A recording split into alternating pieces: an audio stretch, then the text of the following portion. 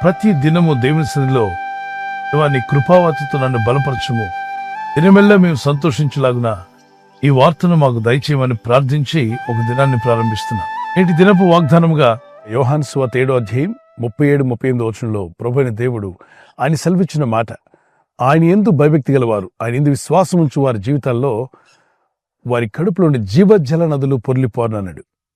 నదులు పొర్లి పారేటువంటి గొప్ప అనుభవాన్ని ప్రభు అనుగ్రహిస్తానని వాగ్దానం చేశాడు.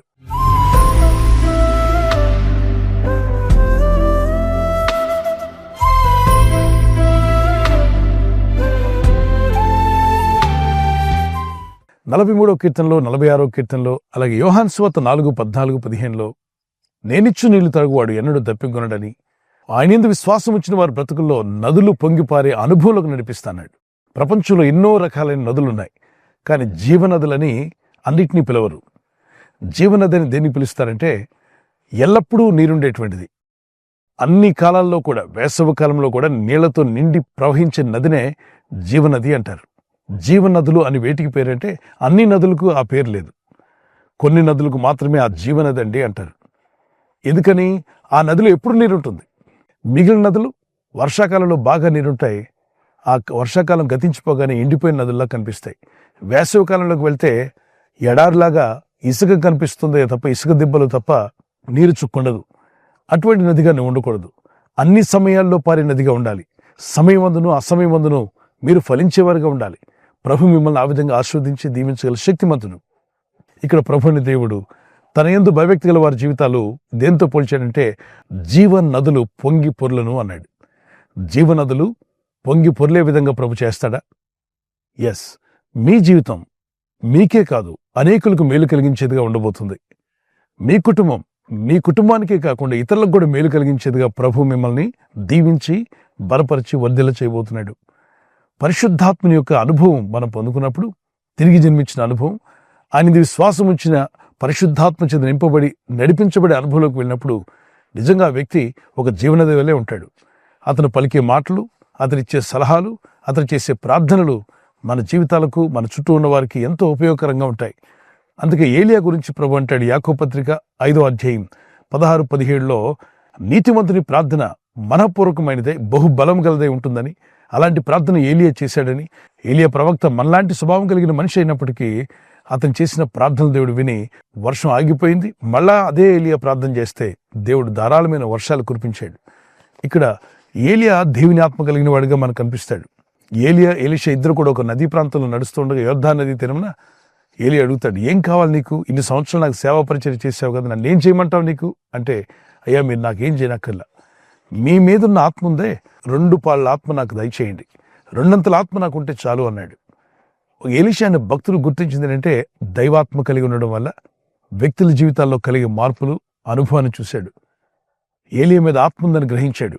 ఏలియా అనేకులకు దీవెనకరంగా ఉన్నాడు. ఇజ్రాయేలు పిలిచేటువంటి ప్రవక్తల్లో ప్రథముడుగా కనిపిస్తాడు ఏలియా. పౌరుషం గలవాడుగా, భక్తి కలిగిన వాడుగా, దేవుని కొరకు నమ్మకంగా జీవించిన వాడుగా, అంతేకాకుండా ఏ ప్రవక్తకు పొందినటువంటి అర్హత ఏలియా పొందుకున్నాడు.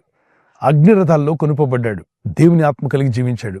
ఎందరైతే దేవుని ఆత్మచే నడిపింపబడదో వారందరూ దేవుని కుమారులై ఉంటారని రోమపత్రిక 8:14లో రాయబడింది. దేవుని ఆత్మచే నడిపించబడ్డం దేవుని చిత్తం. యేసుక్రీస్తు ప్రభువారు మనలాంటి దేహంతో ఈ భూమి మీదకి వచ్చినప్పుడు ఆయన కూడా ఆత్మ మీద ఎంత డిపెండ్ అయి ఉండాలో నేర్పించాడు. లూకా సువార్త 4వ అధ్యాయం 17వ వచనంలో, లూకా 4:18లో ప్రభువు యెహోవా ఆత్మ నా మీద ఉంది. లూకా సువార్త 4:14-17 వరకు ఆయన ఆత్మపూర్ణుడై సేవ ప్రారంభించినట్టుగా మనం చూస్తున్నాం. ఈరోజు ప్రతి ఒక్కరూ ఆత్మ కలిగి ఉండాలని ప్రభు కూడా కోరుచున్నాడు. అపోస్తుల కార్యం 1వ అధ్యాయం 8-14-15 వచనం వరకు వారందరూ యెరూషలేములో కూడి ప్రార్థన చేస్తున్నారు. పరిశుద్ధాత్మ కావాలని కోరుకుంటూ దేవుని దగ్గర పట్టుదలతో ప్రార్థించారు. ఎడతెగక ఏక మనసుతో ప్రార్థించగా పెంతెకోస్తు అనే 50వ దినమున పరిశుద్ధాత్మ చేత నింపబడ్డారు. మరి జీవజల నదులు అన్నాడు, బహువచనం, ఒక నది కాదు, అనేక నదులు, అవి కూడా జీవనదులు అన్నాడు. మీలో ఆత్మదేవుడు అటువంటి జీవనది లాంటి మాటలు మీ అంతరాత్మలో నుండి తీసుకొస్తాడు. ఆయన ఇచ్చేటువంటి మాటలు, ఆయన ఇచ్చేటువంటి పరిశుద్ధాత్మ నడిపింపు, అది మీకు క్షేమం, మీ ఇంటి వారికి క్షేమం, మన చుట్టూ ఉన్న సార్వత్రిక సంఘానికి క్షేమం కలుగు చేస్తుంది. ప్రజలకు కూడా క్షేమం కలుగు చేసే అద్భుతమైన విషయాలు ఆత్మదేవుడు అనుగ్రహిస్తాడు. మరి అట్టి క్షేమస్థితిని మీరు పొందుకోవాలని, మీలోండి కూడా జీవజల నదులు పొంగిపోరే స్థితి మీకు రావాలని మా ప్రార్థన. మీరిచ్చే సాక్ష్యం, ఆయన దేవుని మాటలు మీరు పలుకుతుండగా అది మీకే కాదు, వింటున్న వారందరికీ మేలు కలిగించేది గాను, రక్షణ నడిపించేది గాను, బలపరిచేది గాను, స్వస్థపరిచేది గాను ఉంటుంది. జ్ఞానుల మాటలు ఇతరులకు ఆరోగ్యాన్ని కలుగు చేస్తాయంట. జ్ఞానుల మాటలు ఇతరులకు తెలివిని, బుద్ధిని కలుగు చేస్తాయి. దేవుడు అట్టి మాటలు మీకు దయచేయునుగాక. ఆత్మ కలిగించు ఐక్యత, ఆత్మ కలిగించు బలము, ఆత్మదేవుడు నడిపించే ఆ నడిపింపు మీరు కలిగి వర్ధిల్లాలని మా ప్రార్థన. వచ్చిన కీర్తన పాడుకుందాం పిల్లరా. జీవనదిని నా హృదయములో ప్రవహింపచేయుమయా. జీవనదిని నా హృదయములో ప్రవహింపచేయుమయా. పరిశుద్ధాత్మను నా హృదయములో ప్రవహింపచేయుమయా. పరిశుద్ధాత్మను నా హృదయములో ప్రవహింపచేయుమయా. పరిశుద్ధాత్మను నా జీవితములో ప్రవహింపచేయుమయా. పరిశుద్ధాత్మను నా జీవితములో ప్రవహింపచేయుమయా. పరిశుద్ధాత్మను నా కుటుంబములో ప్రవహింపచేయుమయా.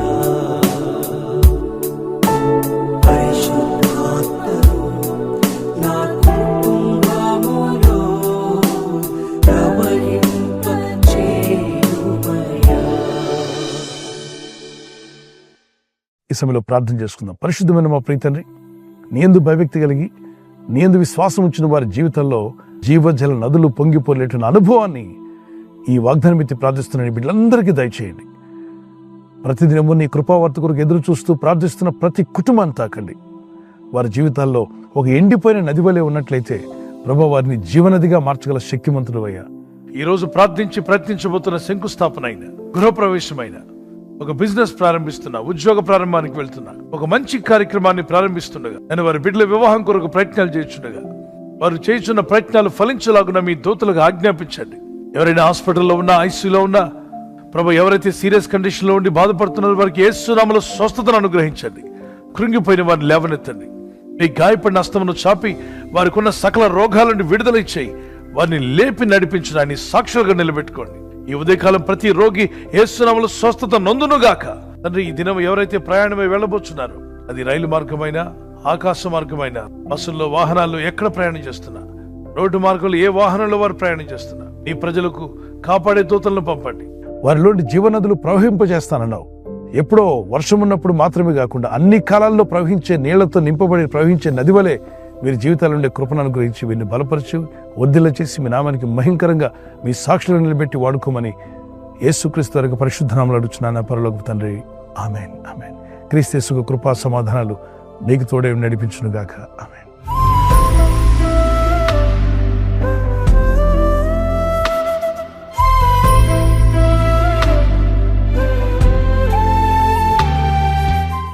బర్త్డే జరుపుకునే వారికి happy birthday to you, many more returns of the day. God bless you.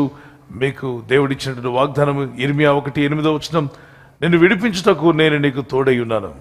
As you enter into new year, నూతన సంవత్సరంలో ప్రవేశిస్తుండగా దేవునితో నడిచే జీవితం, ప్రార్థించే జీవితాన్ని ప్రభు యేసు నామములో మీకు దయచేయునుగాక. God bless you with the long life. మరి యానివర్సరీ జరుపుకునే వారికి happy wedding anniversary, many more returns of the day. God bless you. ప్రభు మిమ్మల్ని దీవించి బలపరిచి ఆయన రాకడ కొరకు మిమ్మల్ని సిద్ధపరచాలని ప్రార్థిస్తున్నాం. మరి భార్య భర్తకు లోబడాలి, భర్త భార్యను ప్రేమించాలన్న లేఖనాలు చాలా అద్భుతమైన విషయాలు దేవుడు చెప్పాడు. అలా జీవిస్తే మీ కుటుంబాలు కలిసి ఉంటాయి, ఆనందంగా మీరు జీవిస్తారు. సో మీకు దేవుడిచ్చిన వాగ్దానము, మీ ఫలము నిలిచిండుటకును నేను మిమ్మల్ని ఏర్పరచుకుని నియమించితనే. మీరు ఫలించి అభివృద్ధి పొందే రోజు వచ్చునుగాక. ఒకవేళ గర్భఫలం లేకుండా ఉంటే యేసుక్రీస్తు నామములో మీకు ఫలము దేవుడు దయచేయును గాక. పిల్లలు కలిగి ఉంటే మీరు మీ పిల్లలు కూడా వర్ధిల్లుదురు గాక. ఆమేన్. ఈ ఛానల్ మీరు సబ్స్క్రైబ్ చేసుకోవడం వలన 2 పనులు జరుగుతున్నాయి. ఒకటి, సువార్త జరుగుతున్నది, ఆత్మలు రక్షించబడుతున్నాయి. రెండవది, పేదలకు అనాథలకు ఈ ఛానల్ ద్వారా సహకారం అందించడం జరుగుతుంది. మనం సబ్స్క్రైబ్ చేసుకోవడం వలన అందరికీ సహాయం చేసిన వారమవుతున్నాం. ఖచ్చితంగా ఈ యూట్యూబ్ ఛానల్ ను సబ్స్క్రైబ్ చేసుకొని బెల్ బటన్ ను క్లిక్ చేయండి. మీకు వెంటనే మెసేజెస్ పంపబడతాయి.